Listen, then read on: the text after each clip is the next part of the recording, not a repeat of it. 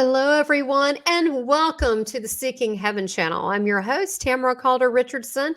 Hope you're having a terrific day. I want to go over a couple of fun announcements, and then I want to bring on our guest, Victor Fuhrman. Can't wait for that. So let me just do this.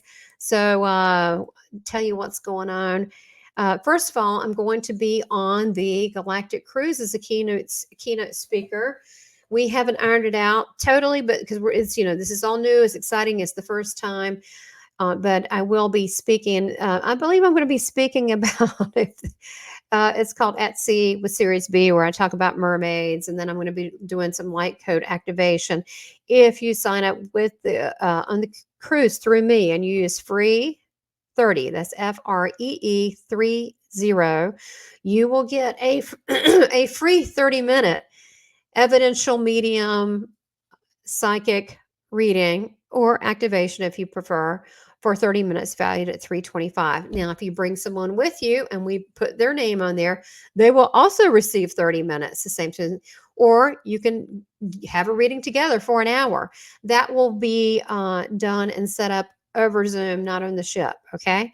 A lot of activities, a lot of things going on. You don't want to, we will do that at a separate time, but you will receive that. So just want to mention it. Also sign up for my Academy of Divine Wisdom.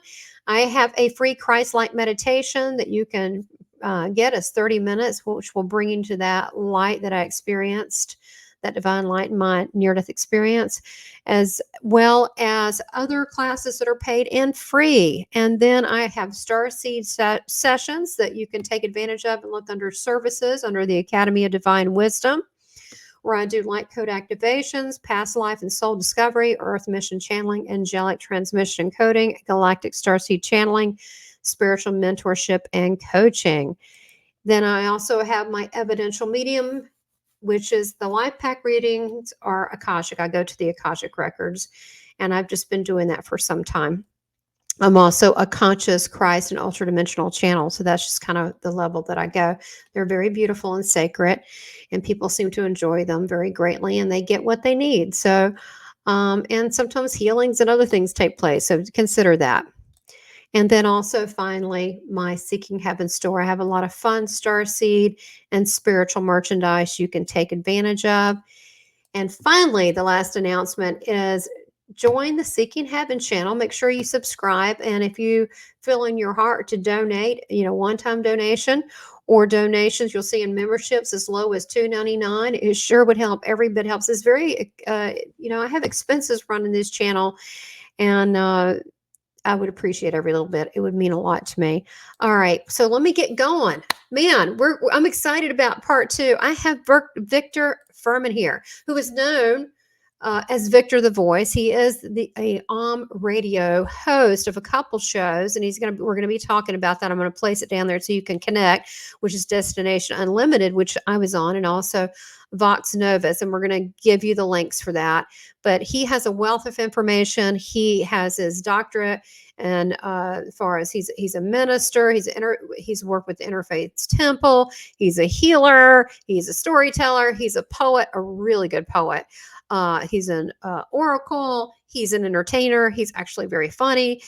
He's very spiritual. He has just a light, a bright, bright light that just always brings it, including healing. I mean, he's just an awesome healer. So I'm excited to have him back for part 2, because we're going to really get into the healing, the Palladian, the Starseed connection. So I am happy to have you back. You know something? You're talking about a galactic cruise. Is that going to be on a starship? Well, this is my goal. Okay, so the goal is to get all my buddies on the Galactic Cruise, the Galactic Origins Cruise, 2024, which is supposed to be a luxury ship. Okay, and we're gonna do this, have fun. We're gonna go to some Mayan ruins. I mean, there's, and then we're gonna get what's gonna happen? We're all gonna get activated at these grid lines at the Mayan ruins, and then all these crafts are gonna come out of the oceans.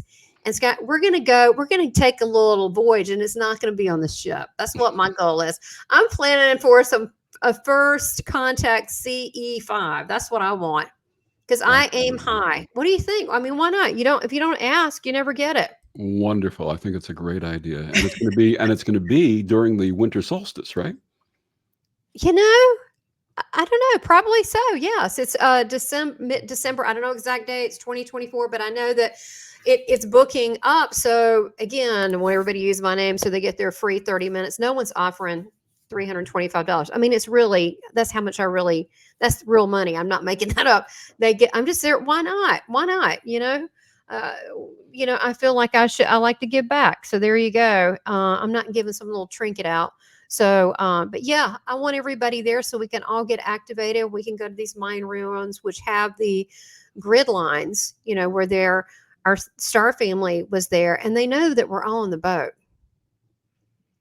So I'm hoping to get some whale action, some dolphin action. All right, so let's be serious.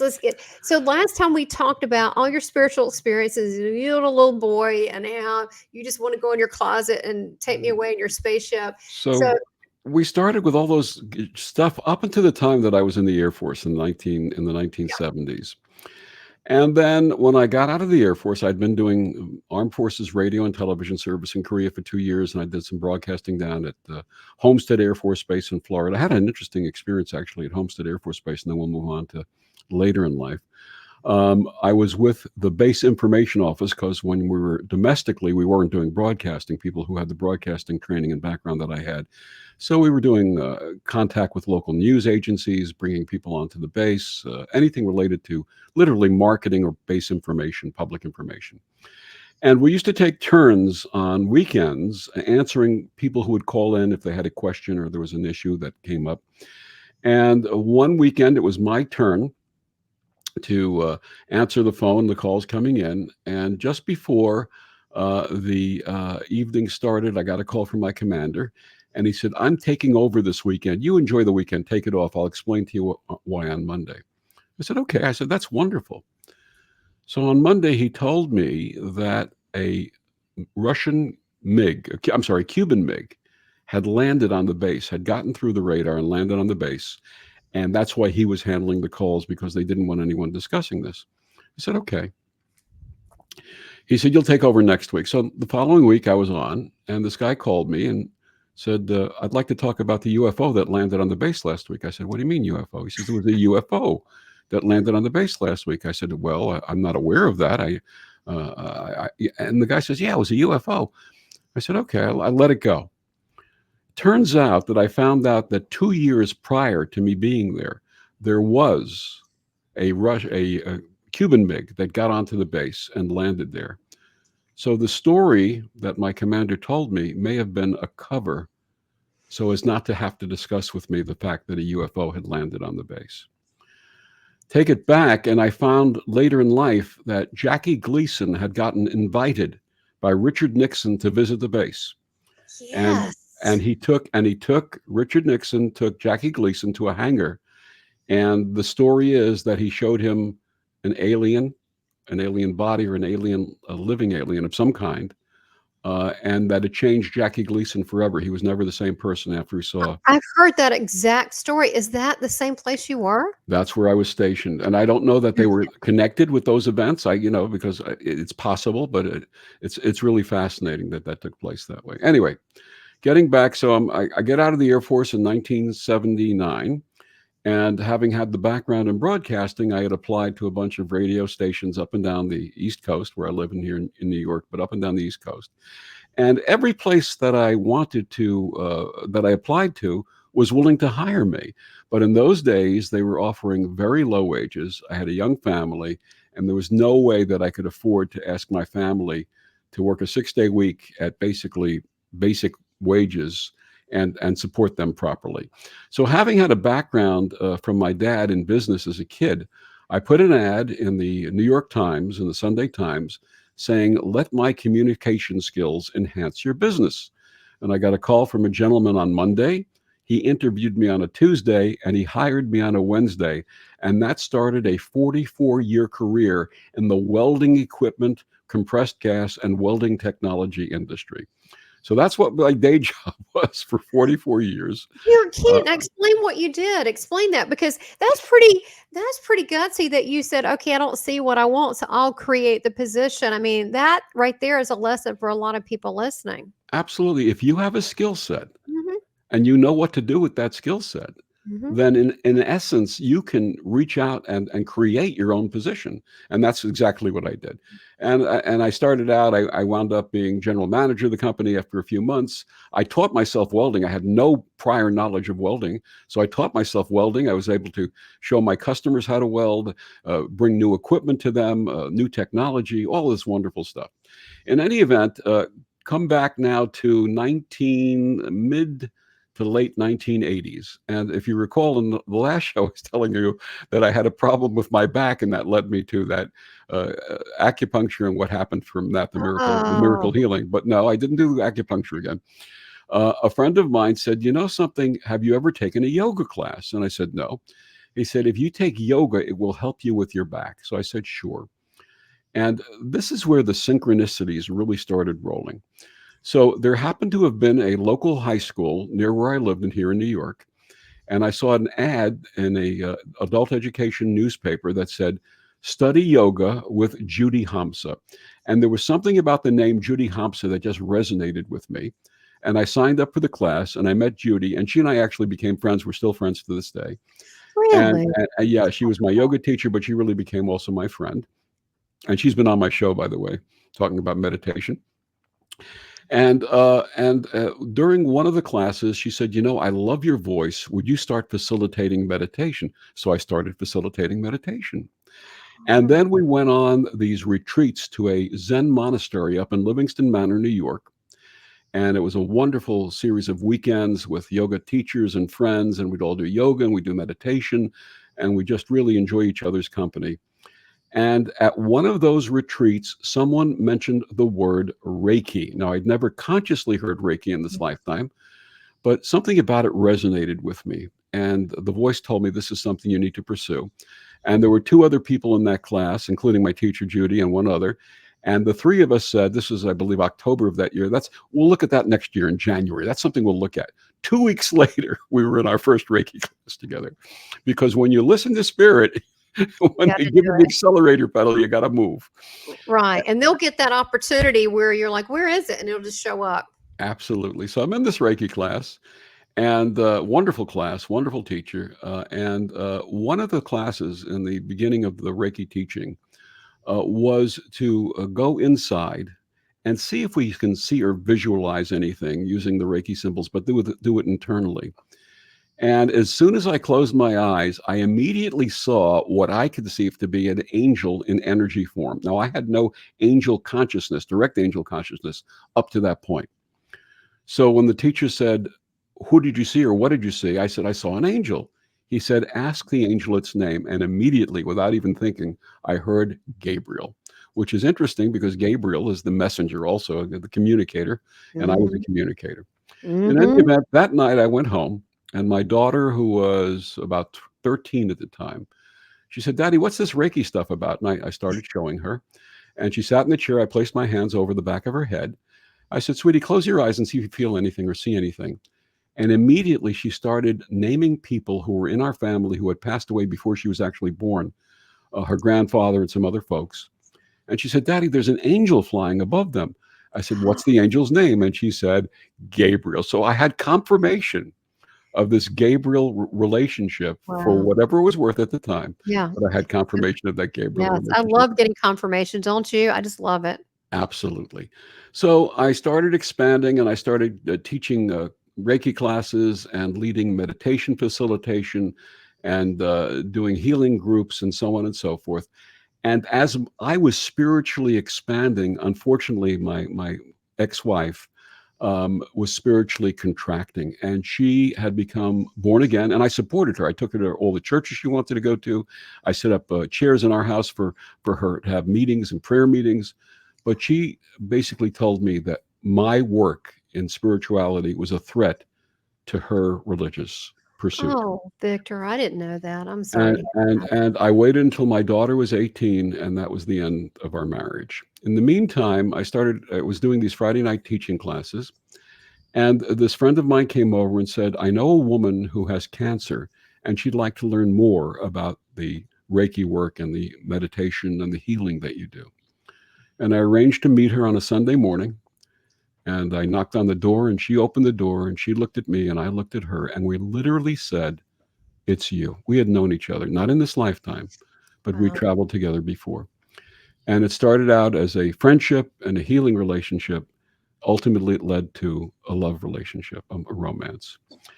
And one day I was talking about wanting to be able to do healing hands, laying on of hands in hospitals. And in those days, you either had to be ordained in a faith where laying on of hands was considered part of the sacraments or the practice, or you had to be a licensed massage therapist and having a full-time job. There was no way that I could go and take 2 years off from massage school. But this woman that I fell in love with, who fell in love with me, Judy, said that we could go to a thing called the New Seminary of New York. She said, this is wonderful interfaith seminary. She said, you need to go there. So we went together. And the founder of the school, when he met me, he said, I've been waiting for you. And he said, and she has to be part of the class also. Did he have visions you were coming? Did he know? He just knew. There was a connection. There was a sense. That's so cool. In any event, we both enrolled in the school and we started taking the interfaith classes. And then the ordination and graduation ceremony was in November of 1997. And without going into a lot of details, Judy, my partner, and I, we had traveled. We'd done a lot of traveling to Sedona, Arizona, and we had wonderful experiences there. And she considered the Grand Canyon her church on earth, and we visited the Grand Canyon. And that trip was the last trip that she would make or that I would make with her. And we got back to New York, and then we had our graduation and ordination ceremony, November of 1997. And basically the cancer had spread to her brain, and there was really nothing they could do about it. Dear Lord. I was president of the class at the Cathedral of St. John the Divine, this magnificent, huge cathedral in New York City, giving a speech as the class president. And during the speech, I was honoring my partner, Judy, saying what an amazing woman she was. She had been a special education teacher, had changed the lives of thousands of kids who called her mom. Many of them called her mom. Wow. And we graduated and were ordained. And the following January, she passed away. What I did not know was in the audience at the graduation that day was a woman who was coming into the school. And it turned out she was Lori Sue, my wife. My new wife. And she was there and she heard me honoring Judy. And she said, where do you find a man who honors a woman the way this man is honoring this woman? And it planted a seed. In any event, in addition to doing my day job, I was also doing some teaching at the seminary, and I was also doing some audio work and some other things. And I kept seeing this woman, Judy passed in January of 98. And then later that year, I keep seeing this woman smiling at me. And I said to one of my friends, I said, who's this woman who keeps smiling? Yeah, that's Lori Sue Broadway. She's new in the school. I said, oh, everyone who was in the seminary had a career of some kind in addition to the spiritual pursuit, because it was almost like an adult education seminary. We all had day jobs and so on. And that's Lori Sue Broadway. I said, what did she do? She was the editor-in-chief of Playgirl magazine. I said, wait a minute.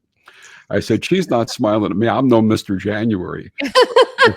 But little did I know she had heard that speech, and it really impressed her, and she was on her spiritual path and pursuit, and so we became friends. And she had a son from her first marriage, a boy who was born with one leg and some other challenges, and he would hang out at all the places that we would be together, and he and I became friends.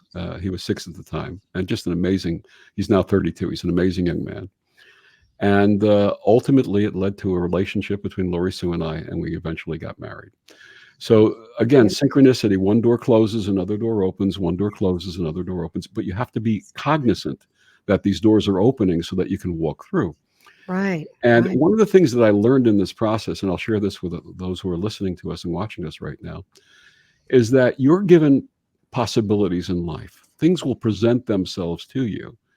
And you have 3 choices when they're presented to you. Number 1, you could dismiss them out of hand. That's not for me.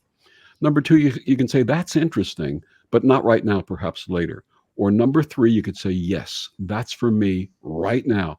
And every time I used the big Y and said yes, another one would come, and another one would come, and another one would come. And that's really how my life generated in the spiritual path. So in any event, Lori Sue and I were together. In business, I was traveling out to Billings, Montana for a conference in 2001. And I was there in September of 2001. On a Tuesday morning, I woke up and I got Lori Sue on the phone, and it was 6 o'clock in Billings, or 7 o'clock in Billings, I think, and 9 o'clock, or 6 o'clock in Billings. We were talking for a while. We had the television on. Both of us had CNN on. And all of a sudden, they had a breaking report about a plane crashing in to the World Trade Center. The first, it was that a small plane crashed into the World Trade Center.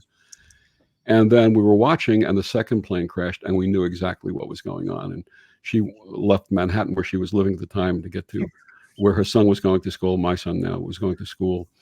And I was there until that Friday.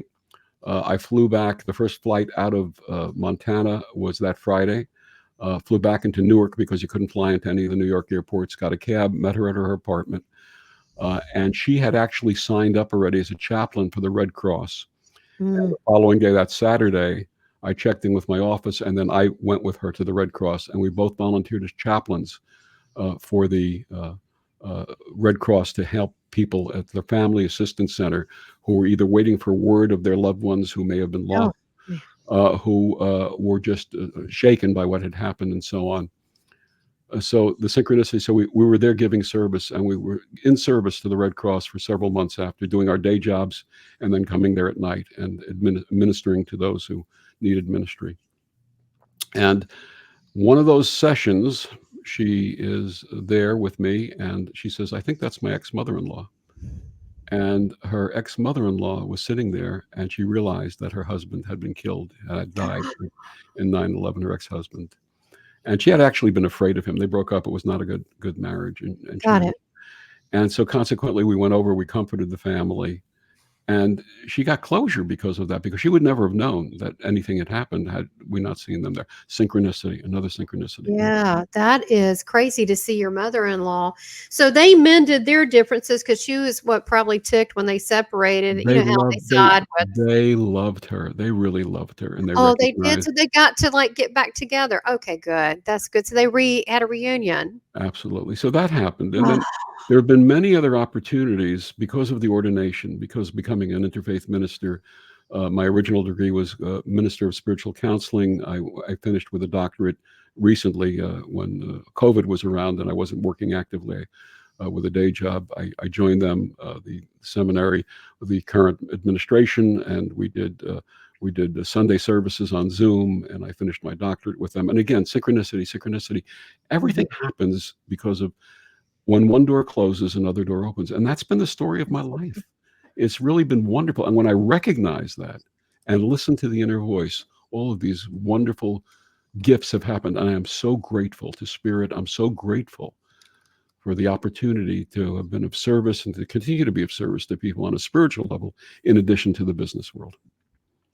Well, yeah, it sounds like that you have, they're just like a revolving door, and you're right. I always lately I've been looking at how fast that's happening. In the past it was much slower. It could have been me being hard-headed, but I don't think so. Part of it, yes, but the other part, maturity helps, spiritual maturity. But I think the other aspect, things are quicker now because I'm like ready for it. My vibration has ascended, so now I'm ready for things quicker. So now I say yes. I kind of embrace my heart, and then I'll use my head second. First, when I was younger, I would do the opposite, and I say yes. Sometimes I'll say I'm supposed to do this, and I have absolutely no idea why I'm walking through that door with these people, but I get yes. And then when I do it, I have all these other things that I would have never known, or wonderful people that I would have never met. And just by saying yes, because sometimes yes leads to other things. And we can't figure all that out. We just, I think we have a big team, spiritual team guiding us and helping us. And I think they're so grateful when we just listen and do it. And when we do, then it gets a little faster. But I think that the whole humanity is ascending a little faster, and things are happening quicker. Do you feel that? Absolutely.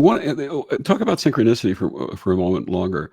One of the things that I've noticed, especially in the last 2 to 3 years, is every time I do an interview on one of my podcasts, by the time the interview is maybe 10 minutes in or 15 minutes in, I'm saying, this person is part of my soul family. We've worked together before. We've walked together before. And then I meet you and Neil. As far as I'm concerned, Neil's my brother, but I love him. I meet you through Neil, another synchronicity. And look at, so it's opening for us. And why is it? Why are we being called together at this time? Why? That's the real question. Why are we being called together? You know what? Yeah. You know what Jesus told me? This is hysterical. So, he talks to me. He's very, very funny. And he told me a while back, like he told me maybe right around 2020, because I got a lot of information, just all sorts of information, started doing channeling a lot more, which I was very terrified. I had been doing it, almost 40 years, but publicly, no, I just kind of wrote it down secretly like a little hermit. But he said the band's getting back together. So when I hear that, you think, well, what is that? We know each other.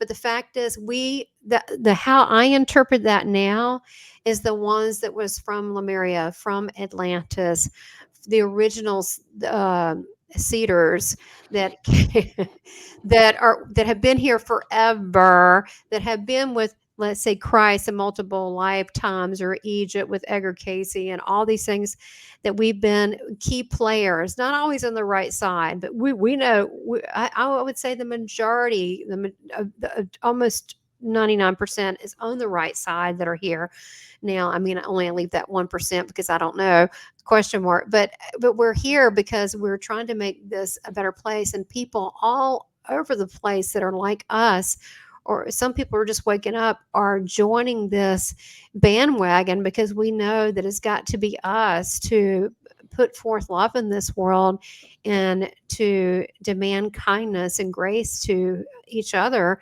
And that this business of all this other crazy stuff going on, I just reject it. Yeah. It's interesting. We were talking about Pleiades and other planets. When I was in the 90s, I attended a New Life Expo here in New York, and there was a woman by the name of Barbara Marciniak was one of the presenters. And she wrote a book called Bringers of the Dawn about the Pleiades and the Pleiadians. And I'm sitting there, and she kept smiling at me. And I had never met her. I was like 3 or 4 rows back, but she kept looking at me and smiling. And afterwards we chatted, and she said, you're a Pleiadian, don't you?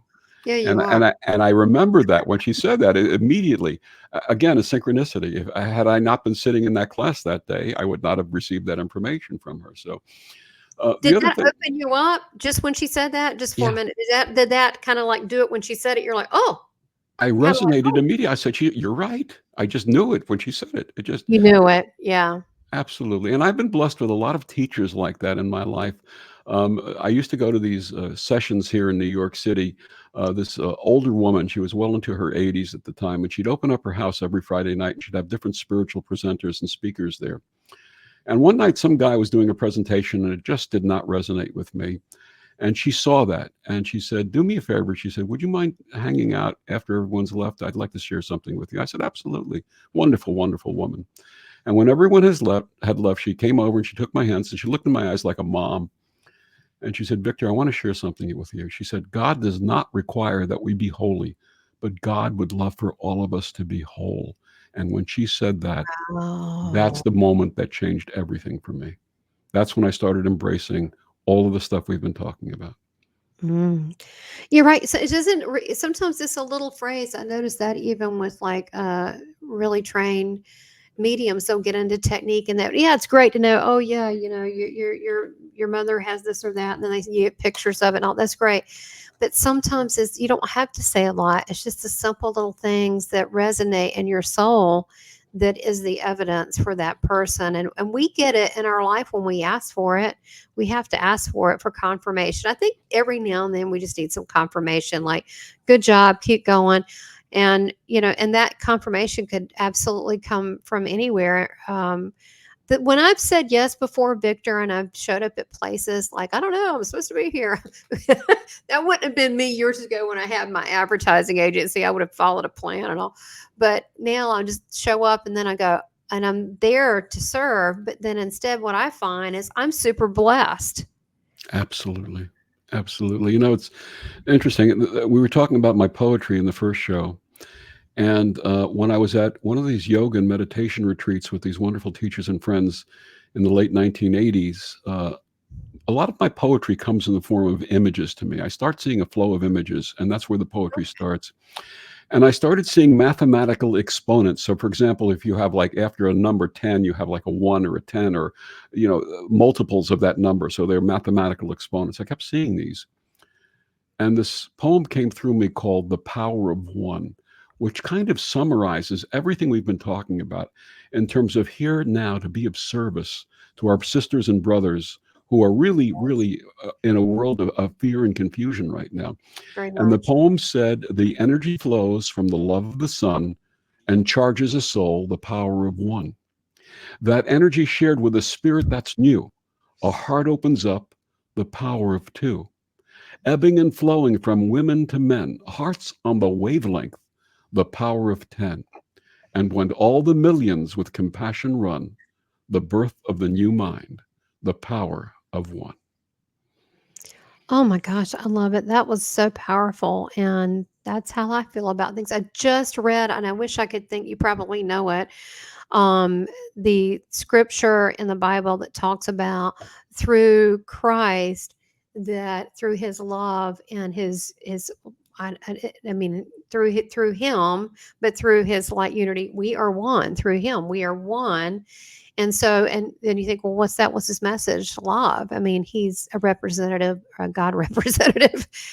We're one. I mean, so it makes me sad when people see division, because we used to embrace that. Remember years ago, our great great grandparents, whatever, came to the whatever country, USA, let's say. And so we could embrace differences. And now everybody's all bent out of shape by it. I don't know why. I like differences. I learn from people. I find it fascinating. Absolutely. You know, this whole concept, you had talked about being one in Jesus or being one in Christ. We used to sing a song in the seminary saying, we are one in the spirit, we are one in the love. And that's what our world Yeah, I love that. is crying for now. It's crying for compassion.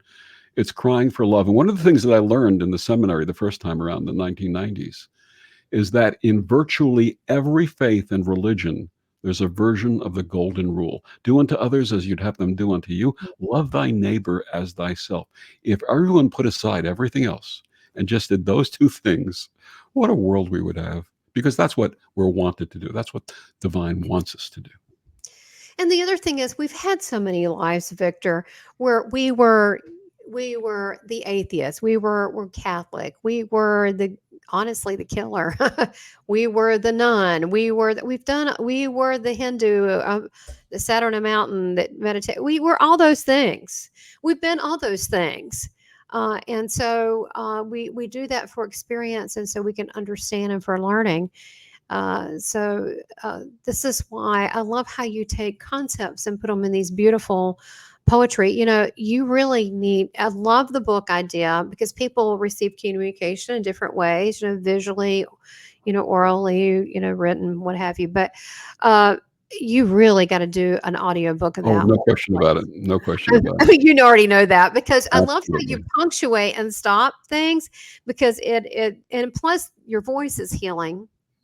And Thank then at the end of your book, you could do a free meditation. I don't know what it is. It doesn't really matter. You'll figure it out. But I think that would just be such a gift to this world if you could do that. I mean, I don't plan you going anywhere from, but we all leave a legacy. Do you know what I'm saying? We have to think, what is that legacy? Absolutely. We have to be Absolutely. conscious of what's our legacy, right? Or are we going to plant seeds of love and leave tools behind for people? Are we, what is that legacy going to be? And I think it's important for us to be conscious of that, because if we all did a little bit, then collectively our voice would be just vibrating with just love and power, divine power. And that's where you have just been. You're a lot more than just Victor the voice. You are Victor, the divine. That's what I see. I've been told I'm a heart on legs. That's what I've been told. You are a heart on legs. You are that. You do, and that's okay. You people know where you stand with them, because your heart is available, which that's a lesson for many right there.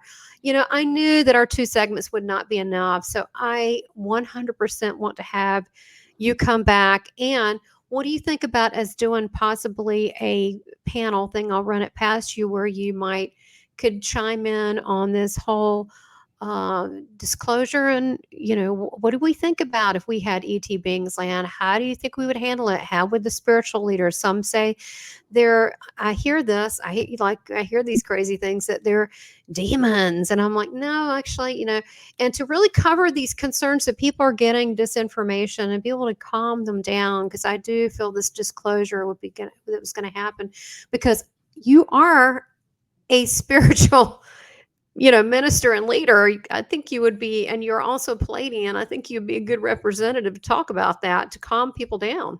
Absolutely. Well, Absolutely. we'll plan something fun like that for people, because I really disapprove when people get wrong information, because there are people out there that do that for whatever reasons, and I'd like to correct that with a very calming, loving, rational answer. So we'll have you back and get feedback on that. Let me make sure that let's do a little plug for your radio, both channels, if you could talk about that. Yes, I do 2 shows for Om Times Radio. I've been doing these since 2016. The first show is called Destination Unlimited, and the link is omtimes.com/IOM/shows/destination unlimited. All the shows, you take the names of the show and you put a hyphen between the 2 names. So the first show that I started doing is Destination Unlimited, and that's a show that's the crossroads of science and spirituality. That's my flagship show. That's the one I started first. In 2020, with the advent of COVID and life changes that everyone was experiencing, I started a second show called Vox Novus, The New Voice. And that has to deal with changes in lifestyle, things that we're seeing in our society, bringing messages of hope to people about the things that are going on in our world. So those are the 2 shows that I do for Om Times. I have a website, which is in sore need of development, and it will be, because when the books are ready, I want to be able to present them properly. But it's victorthevoice.com. And I share some interesting stories there if you'd like to read them. And I've contributed to many magazines. I co-authored a book with my wife, Lori Sue, called Pet Prayers and Blessings several years ago, about bringing spirituality to our four-legged and two-legged and winged and whatever kind of pets that you have. We have that book, and that's still available on Amazon. And she is a very prolific writer. She has written more than 45 books, Lori Sue Brockway. You can check her out. Yes. And I've contributed a little bit to some of those books that she's written. So, well, thank you for sharing that. I'm going to check that out. I didn't know that you did that. And I also want to entice you for when you get squared away. I know you got a lot going on, and through transition with this new role you have. But I would love for you to teach a class or a webinar or something on some aspects of things you've learned for healing on my Academy of Divine Wisdom at some point when things calm down, and absolutely. just so they could get to know you more and what you do and what services that you're going to be offering.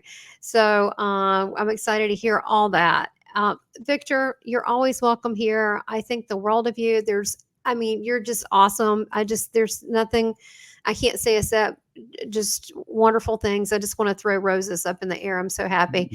Mm-hmm. Something. I turned 71 in January, and I'm thinking to myself, I'm still kicking around. There must be a reason why I'm still here. So. Oh, look.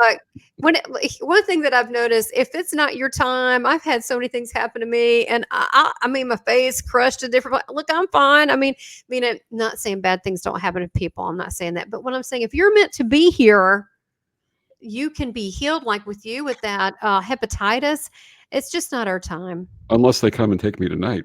Oh yeah, but you know what? I'm planning that. If you get on that Galactic Oregon cruise and use that free 30 and get on there, and then maybe Victor will come. Hey, then I'm hoping they'll just take us on a little. They're not going to take us for good, because we've got to help all these people here with if you want to call it the New Earth mission. Listen. On Facebook, everybody has their little slogan or thing on top of their Facebook page. Mine says, "Visitor from a small planet staying to make a difference. And that's what I truly believe. I'm here to make a difference. Are you kidding? Of course you are. And you're making a huge difference. Thank you. Sending you much love. Support you in so many ways. Everybody check out the Times Radio. You've got it. Let me do it one more time so they can get that. And that is Destination Unlimited and Vox Novus. And we're going to have Victor back. Watch part 1. It's fantastic. And then start following him. And if you want to see older shows, all of them are archived on YouTube under Om Times Media. Om Times Media on YouTube, and you can get all my old shows. I have 330 something. Destination Unlimited. I have a little bit over 100 of the Vox Novus. So. Oh, that's perfect. Okay, that's fantastic. Well, look, I'm excited to see what your next ventures are in this poetry book. Thank you so much for your time. I know you're really busy and you got a lot going on. So thank you so much, brother. I love you so much and wish you so many blessings. And the same to you, my dear sister. Thank you. Namaste.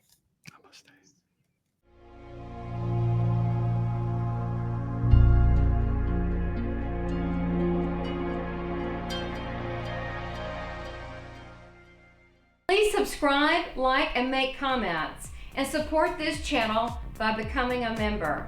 Thank you for your continued support.